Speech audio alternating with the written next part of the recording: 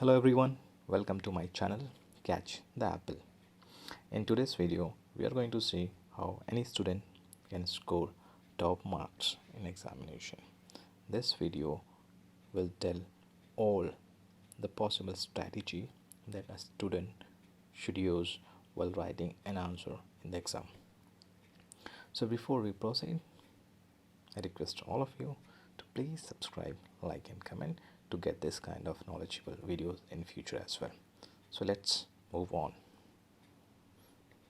So the first thing any student should do while writing an answer in the exam is to attempt first the question with the maximum marks. What this rule says actually is that when you have a question paper with you, just go through it, take your time and see all the sections and see which section have the maximum mark. So the section with the maximum marks should be attempted first. Okay, if a question paper have a section with the marks 1, 2, 3, 5 or 10, then start answering from the section having the maximum mark. In this example I have given 10, so if you have 5 or 3, then start from there. And also don't forget to follow the sequence. If you are starting with 10, then next go to 5, then 3, then 2 and then 1. Don't take the sections randomly. That is not a good practice. So the rule number 1 is attempt the question which is having the maximum mark. If in a case you don't remember or you don't know the answer of the maximum mark, then you can take the next lower marks question. Okay, let's move to the rule number 2. The second rule is about how you should draw a diagram or drawing. So the first part of it is that you should use the maximum portion of the page and draw it, and then mark each and every part with the text. It's better if you write the text above that part in the diagram, or if you're writing it a little bit far away, then draw a line properly connecting the text and the part in that drawing. Once the drawing is completed, in the next page what you should do is you have to describe each and every part in a proper sequence. Just to show that, here is an example. In this example you can see the drawing on the left side where there is a CPU and a monitor. They have texted or labeled as a CPU with number 1 and monitor with number 2. On the right hand side it has been clearly mentioned the parts. First is CPU, second is monitor, and then those parts are individually described. So put that description for each part when you are describing the diagram. Let's move to the third rule. So third rule is comparison in tabular format. There will be a lot of questions which will based on the comparison where you have to compare two objects or two things. So whenever you are comparing, make a table and follow this rule of having these 4 columns in that table. The column 1 should show the count, 2 should be the differentiator. A differentiator is the basis on which you're going to compare two objects. The third column should show the description of first object, and the fourth column should show the description of second object. Now the question comes that how many points should I write? So the answer is the number of points should match with the marks. If 5 marks question is that you are attempting, then try to put minimum 5 points. If you can add more, it's well and good. So let's see an example. So here I have created one table where I'm trying to differentiate two objects, brand A and brand B. So the first column is the count 1, 2, 3. The second is the differentiator where I have kept the point on the basis of which I'm going to differentiate. So those are quality, price and color. So when it comes to quality, the brand A, I have given the description that this quality is good. Brand B, the quality is bad. So I'm talking with respect to that basis quality. Okay, second one is price. So for brand A, price is low, price is high.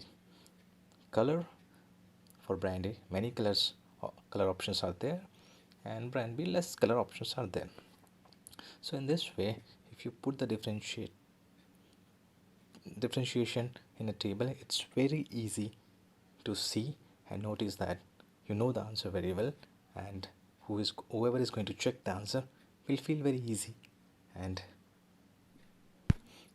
it gives a more chance to score good marks. Let's go to the next rule. So rule number 4 says pointwise answer. It means that whenever you are writing any answer to a question, don't fill pages. Nobody is interested to read it, and nobody have that much time to read that.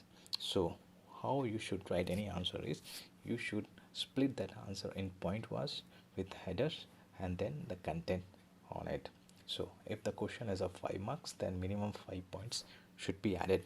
Let's see an example. So here is an example where I'm describing brand A. So in a pointwise, so the first point is quality, so it's just describe about the quality. The second one is price, describe about the price. The third one is color, describing about the color. So by looking at these 3 points, whoever is going to check the answer will clearly understand that you have already captured all the required points in your answer. Let's go to the next rule. The next rule is error correction. We all know that when we are writing answer, we are subjected to make mistake. So whenever you make some mistake or error in writing the words or statement, then don't panic and don't make it look bad. Just simply strike through that word and write the correct word above it or beside it. If it's possible, use a different color pen to use to mention the corrected word. Also, most of the time it happens that we miss any page where we do not write anything, and that we realize it later. So do one thing, just draw one cross line the page and just leave it. Don't do anything, so that it gives an information that this page is missed by mistake.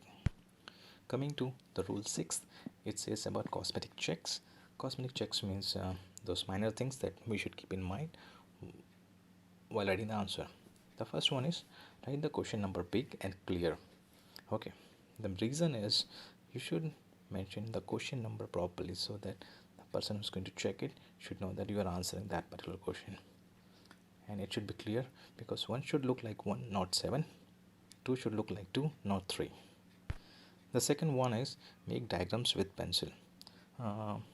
Most of the people think that making a diagram with a pencil will take time, but the one advantage is, if you make a mistake, you can erase it and then you can correct it. But if you want to make it with pen, then no issue, you can make it with pencil first, and on the top of that you draw it with pen and then simply erase the pencil part. That will do. The third point is, if you take additional sheets, then mark those sheets number proper wise, and when you are attaching, please attach in a proper sequence. Now when you are making a table or writing in a pointwise, your header should be highlighted properly with underscore or bold, and use possibly some different color which is an accepted color. Okay, now whenever you are writing statements, make sure between 2 statements or 2 answer there should be enough 2 or 3 lines of gap. Don't keep it messed up.